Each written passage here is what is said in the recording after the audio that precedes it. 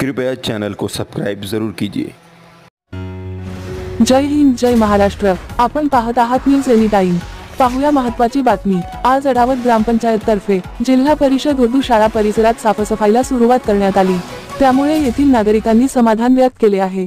अडावत येथील जिल्हा परिषद उर्दू शाळेच्या परिसरात मोठ्या प्रमाणावर घाण पसरल्यामुळे विद्यार्थ्यांच्या आरोग्याला धोका निर्माण झाल्याची बातमी न्यूज एनी टाइम आणि वृत्तप्रभात मध्ये 22-23 जून रोजी प्रकाशित करण्यात आली होती।